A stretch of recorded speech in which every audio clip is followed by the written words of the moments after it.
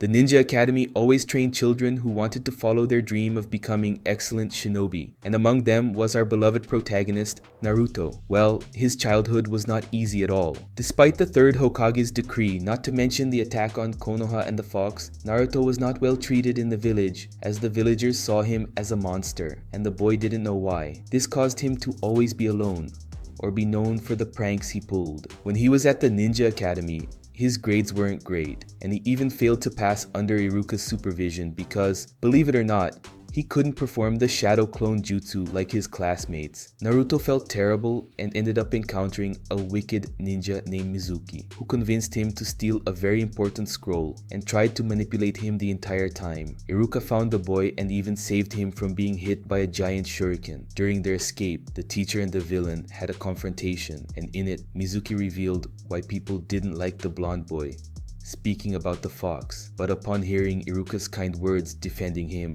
Naruto was able to successfully perform the shadow clone jutsu and defeated the villain. After proving to his sensei that he was capable of performing the jutsu, his master promoted him to genin, and a new phase began there. Afterward, he was placed in Kakashi Hatake's Team 7, alongside Sasuke Uchiha, his great rival, and Sakura Haruno, his childhood love. But don't think it was easy. The three had to pass a test given by the sensei, which was nothing more than teamwork, but they didn't know that. After the bell test, Kakashi tied Naruto to a log and didn't allow him to have lunch, while the other two could.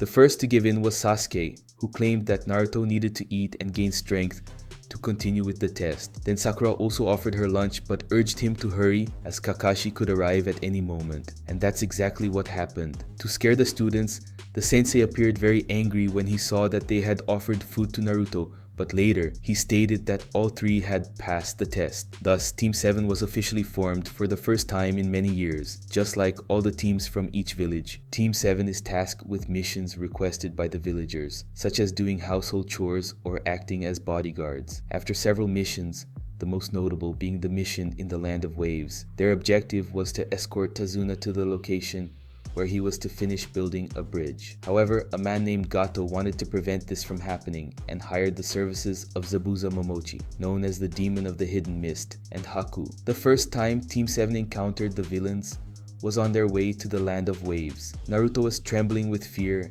and couldn't do anything. Sakura was trying to protect Tazuna, and Sasuke was preventing Haku from getting close to them, while there was a brief confrontation between Zabuza and Kakashi. The Konoha team managed to come out on top, but it didn't end there. When they arrived at the bridge, the enemies appeared again, this time more prepared than before.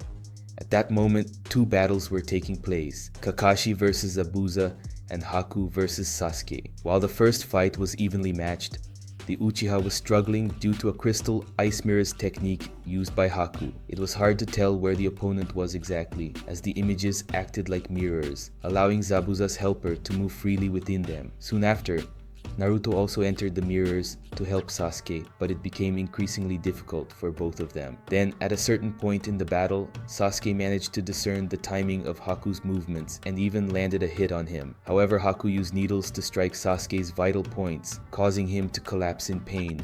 Believing that his teammate had died, Naruto unleashed a fury within himself and released the fox's chakra, leaving everyone present utterly shocked. He then attacked the enemy, breaking the ice jutsu, but before they could continue, something happened. Haku realized that Zabuza was on the verge of death. Kakashi was moments away from striking Chidori into the enemy's heart when Haku stepped in front of Zabuza and took the blow instead, dying instantly. This triggered something in the sensei.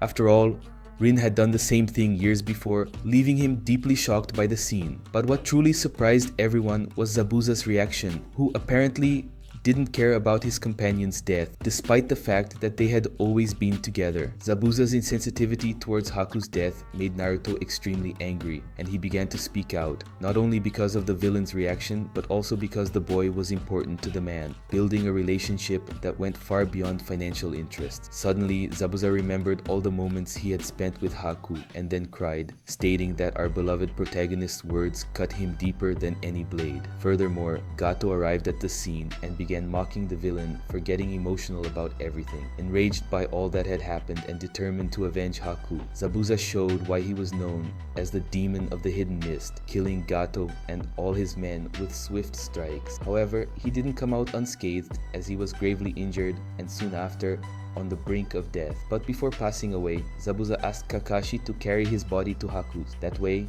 he could apologize to the boy who had been by his side all those years and depart in peace. Everyone present cried, but then Sasuke woke up. Naruto was overjoyed, and Sakura rushed over to see everything up close, and of course, she was greatly relieved to see that he hadn't died. With that, after some time, Tazuna finished the bridge and Team 7 returned home after completing the mission. As soon as they returned to the village, Kakashi signed the entire team up to participate in the Chunin Exams, a test divided into 3 stages that allowed ninjas to advance in rank. Everyone was very excited, especially our beloved protagonist. The 3 arrived in a hallway where the participants were gathered and quickly realized the magnitude of what they would be facing. Many ninjas from various places. There, they met Rock Lee, who immediately proclaimed his love for Sakura, but she refused, saying he was strained. Besides the bushy brow, as nicknamed by Naruto, they also met Neji Hyuga and Tenten. Additionally, Team 7 also reunited with their old friends from the Ninja Academy, who are now also participating, such as Team 8 and Team 10. The trio also met Kabuto Yakushi, an older ninja who claims to have taken the exam 6 times before,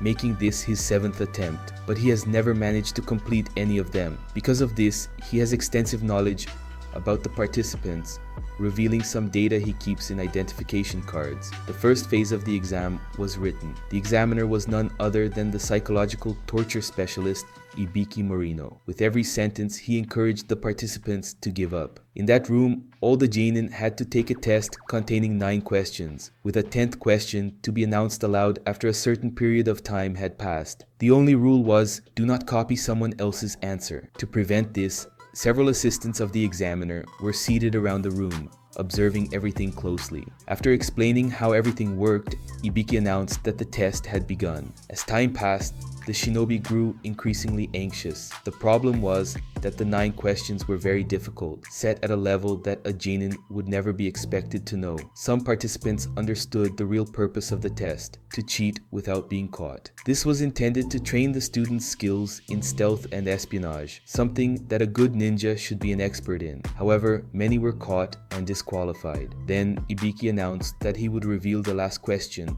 but first asked if anyone wanted to quit. Several students raised their hands, and Naruto began to raise his arm, surprising Sakura and Sasuke. But in reality, our beloved protagonist did this to draw the examiner's attention. Shouting, he declared that he would not give up, and added that one day he would become Hokage. Ibiki was pleased with this response and approved everyone who was still in the room at that moment for having the courage to make it that far without giving up. Shortly afterward, the new examiner, Anko Mitarashi, made a dramatic entrance, yelling as she arrived. She announced the second phase, which would be a survival test in the Forest of Death. Each team would receive a scroll, which could be either an Earth Scroll or a Heaven Scroll. They would then be released into the perimeter of a circle, with a large tower at the center. The objective of this phase was to reach the tower with 2 different scrolls in possession, meaning they would need to take a scroll from another team and hope that it was different from the one they already had. One rule was made very clear: the ninjas were forbidden from opening the scroll while in the forest. Additionally, each team would enter through a different gate of the forest. In the early moments, Naruto, Sasuke, and Sakura encountered a mysterious ninja who was actually Orochimaru in disguise. Naruto and Sasuke fought him, but the Sannin was far too powerful, so much so that he managed to affect the Biju seal on Naruto's stomach, consequently disrupting the boy's chakra flow. Afterward, Orochimaru bit the Uchiha's neck, leaving him with a cursed seal and offering him enough power to carry out the revenge he so desperately desired. The villain then left, leaving Sakura alone with her unconscious teammates. To make matters worse, the 3 sound ninjas, Dosu, Zaku, and Kin, appeared, declaring that their mission was to eliminate Sasuke. Sakura tried to defend them but was quickly defeated, even having to desperately cut her hair with a kunai to escape the enemies. Then Rock Lee appeared to help her. However, even he was unable to defeat the Sound Trio and was quickly overpowered. Just when everything seemed lost again, Team 10 arrived. Though hesitant at first, they decided to go to the location to rescue Sakura and Lee. Choji faced Zaku, Shikamaru trapped Dosu with the Shadow Jutsu, and Ino invaded Kin's mind. What Team 10 didn't expect was that the enemies were heartless, as they were willing to attack their own teammate to break free from Ino's jutsu. Additionally, Shikamaru reached his limit and could no longer maintain the shadow hold on his opponent, leaving Asuma's team vulnerable as well. Then Neji and Tenten, after locating Lee through the Byakugan, arrived at the scene and saw everything that was happening. But before they could intervene, Sasuke woke up, but in a very different state. He was with the curse seal activated, covering half of his body with black marks, and his Sharingan was activated. Everyone was shocked by the sheer amount of power they could feel. With that, the Uchiha launched his attack. Not only did he manage to dodge the enemy's blows, but he also appeared quickly behind them. First, Sasuke dislocated both of Zaku's arms with ease, immobilizing him. Then he prepared to kill the Sound Team, but Sakura stopped him by hugging him. This caused Sasuke's rage to subside, and the seal began to regress. Dosu surrendered and asked to leave, offering a scroll as an apology and taking his comrades away. Naruto also woke up, and everyone started to recover. With both scrolls in hand, Team 7 headed toward the tower. Along the way, they faced some obstacles, but they managed to reach the designated location and advanced to the next phase. At the tower, Anko, who revealed that she had a cursed seal, was watching a video showing Gaara and his team finishing the second phase in 1 hour and 37 minutes after it started, a new record, with the previous one being 4 hours. She also met with the Hokage and warned that Orochimaru was in the village, the only explanation for her seal manifesting. Even though everyone understood that the situation was critical, no one wanted to interrupt the exam. Before the third phase itself, because so many students had passed, the third Hokage decided to hold a preliminary phase to reduce the number of candidates. His strategy worked, as very few succeeded, among them Sasuke and Naruto. In the third part, we saw several interesting fights, including Naruto vs Neji Hyuga, in which our beloved protagonist claimed victory. But everyone present, and of course us too, was eagerly awaiting the fight between Sasuke and Gaara, who had previously defeated Rock Lee in a shocking manner. However, during their fight, Orochimaru, who was being sought by the village at the time, invaded Konoha and, in an act of revenge, after a long battle, killed his former sensei, the third Hokage. Hiruzen's death prompted Jiraiya to return to the village, with the council requesting him to become the fifth Hokage. However, the Sannin refused, as he was there to keep an eye on Naruto. Thus, he decided to seek out his former teammate, Tsunade, to offer her the position. With that, Jiraiya set out in search of Tsunade, and ended up taking Naruto along so that he could train the boy as well. Additionally, around the same time, Itachi and Kisame Hoshigaki returned to Konoha, aiming to capture the Nine Tails. Upon discovering that the boy wasn't there, they tried to leave quietly but ended up clashing with 4 of the village's senseis, Asuma Sarutobi, Kurenayuhi, Kakashi, and Might Guy, who showed up a bit later. Meanwhile, Sasuke learned that Itachi was in Konoha looking for Naruto, and also rushed there to prevent his friend from being kidnapped. While Jiraiya was on a date with some women, our beloved protagonist stayed in the room, complaining about the Sannin's lack of consideration. Someone knocked on the door, and when he answered, he found himself face to face with Itachi. Sasuke continued searching for Naruto, driven by feelings of desperation and of course revenge. After some time, everyone ends up meeting in the hallway. Itachi and Sasuke face off, but the fight is futile. Then Itachi firmly grabbed his brother's neck, delivering the iconic line we all know, "You lack hatred." With Sasuke defeated, Naruto was nearly taken by the duo, but Jiraiya arrived in time to stop them. After a brief fight, the 2 Akatsuki members managed to escape, even with the Sannin's infallible technique. Seeing the gravity of the situation, the pervy sage intensified Naruto's training. Next, Jiraiya and our beloved protagonist encountered Tsunade, who initially refused to become Hokage. But Naruto wasn't satisfied with the Sannin's answer, and they ended up in a fight in which the boy lost. Shortly after, she challenged him, saying that if he could master the Rasengan in a few days, she would accept becoming the 5th Hokage. And we all know that the blonde doesn't like to lose a bet, so he trained hard to impress her. Meanwhile, it was discovered that Orochimaru wanted to take over Sasuke's body, and the Uchiha, whose main goal was to avenge his brother, was practically giving in. Additionally, the Sannin also met with Tsunade and told her that if she wanted, he would resurrect her brother and boyfriend in exchange for healing his arms, which were lost in the battle against Hiruzen. Days passed, but after meeting him again, the medical ninja said she would never betray Konoha in such a way. Orochimaru was not pleased with his former teammate's response, and the two quickly engaged in a physical fight. At first,